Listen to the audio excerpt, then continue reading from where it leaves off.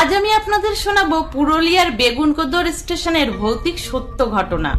কলকাতা থেকে 250 কিলোমিটার দূরে আছে এই বেগুনকোদর স্টেশন। স্থানীয় লোকজনদের কাছে এই স্টেশনটি ভূতের স্টেশন নামেই পরিচিত। স্বাধীনতার প্রায় 13 বছর পরের কথা। ওই সময় বেগুনকোদরে কোনো রেল স্টেশন ছিল না।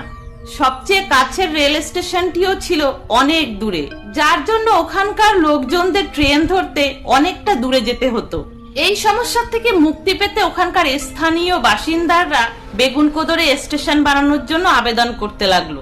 সরকারের কাছে আবেদন পৌঁছালে তখন বেগুনকোদরে স্টেশন বানানো শুরু হয়, আর সেটা শেষ হয় প্রায় 1962 সালের মাঝামাঝি সময়ে। এখানে আলাদা করে কোনো স্টেশন তৈরি করা হয়নি, শুধু একটা টিকিট কাউন্টার আর রেল মাস্টারের জন্য ছোট্ট একটা কোয়ার্টার। স্বাভাবিক নিয়মেই কয়েকটা বছর কেটে যায়।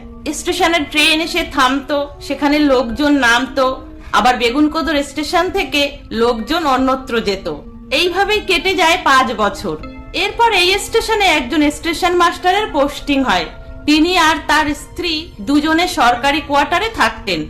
এরপর হঠাৎ একদিন রাত্রে স্টেশন মাস্টার খেয়াল করে যে একটা চলন্ত ট্রেনের পাশে পাশে একটা মেয়ে ছুটছে। প্রথম দিন স্টেশন মাস্টার ভাবে হয়তো মেয়েটা ট্রেন ধরার জন্য ছুটছে, কিন্তু তিনি অবাক তখন হন যখন তিনি দেখেন যে এই একই ঘটনা প্রতিদিন রাত্রে ঘটতে থাকে। কখনো মেয়েটা চলন্ত ট্রেনের সামনে ছুটছে, কখনো তার পেছনে, কখনো ট্রেনের পাশে। আর সব থেকে অবাক করা বিষয়, রাত্রে ট্রেন আসলেই মেয়েটার আবির্ভাব হয়। দিনে স্টেশন মাস্টার হাজার খুঁজেও মেয়েটাকে দেখতে পায় না, আর রাত হলেই মেয়েটাকে দেখতে পেত। মেয়েটা ট্রেনের থেকেও দ্রুত ছুটত।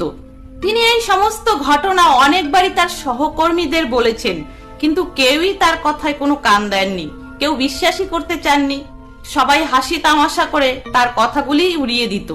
শোনা যায় এর বেশ কয়েক মাস পরে ওই স্টেশন মাস্টার আর তার স্ত্রী খুন হন, আর তাদের মৃতদেহ পাওয়া যায় সেখানকার একটা পাতকুয়ো থেকে। পুলিশও এই ঘটনার তদন্ত করে কোনো সুরাহা করতে পারেনি। এই ঘটনার পর থেকেই বেগুনকোদর স্টেশনে লোকের যাতায়াত একেবারে কমে যায়। এরপর লোকমুখে শোনা যায় নানান অলৌকিক ঘটনা। কেউ বলেন রাত হলেই স্টেশন থেকে কান্নার আওয়াজ শুনতে পাওয়া যায়, কেউ বলেন রাত্রে ট্রেন আসলেই তার আগে আগে একটা মেয়ে ছুটতে থাকে, কেউ আবার শুনতে পেয়েছেন গভীর রাত্রে মেয়েদের খিলখিলিয়ে হাসি। এরপর বহু স্টেশন মাস্টার এসেছে, কিন্তু নিজেদের চোখে ভৌতিক ঘটনা দেখে তারা সবাই চাকরি ছেড়ে পালিয়ে গেছে, কেউ আর বেশি দিন টেকেনি। ধীরে ধীরে বেগুনকোদরের এই ভৌতিক ঘটনা ছড়িয়ে পড়ে পুরো দেশে। এরপর সন্ধ্যা নামলেই বেগুনকোদর স্টেশনের আশেপাশে সবাই আসা বন্ধ করে দেয়। ভুতুরে এই স্টেশনের খবর রেল কর্তৃপক্ষের কাছে পৌঁছালে ধীরে ধীরে ওই রুটে বন্ধ হয়ে যায় সমস্ত রেল চলাচল। ইন্টারনেট খুললেই চোখে পড়বে সারা বিশ্বের ভৌতিক স্টেশনগুলির মধ্যে প্রথম স্থানেই রয়েছে পুরুলিয়ার এই বেগুনকোদর স্টেশন। ভূতের ভয়ে 1967 সাল থেকে টানা 4 দশক এই স্টেশনে কোনো ট্রেন দাঁড়ায়নি। কোনো রেল কর্মীও ভুলেও ওই স্টেশনে পা রাখতেন না।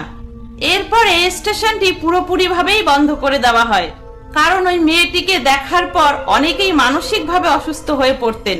এই স্টেশনে কোনো ট্রেন ঢোকার আগে তার লোকো পাইলট ট্রেনের স্পিড আরো বাড়িয়ে দিত, যাতে তাড়াতাড়ি এই স্টেশন পার হয়ে যাওয়া যায়, এবং ট্রেনের ভেতরে থাকা প্যাসেঞ্জাররা ট্রেনের দরজা জানলা সব বন্ধ করে দিত, যাতে তাদের দৃষ্টি বাইরে না যায়, আর মেয়েটাকে বা কোনো অশরীরী আত্মাকে যেন দেখতে না হয়।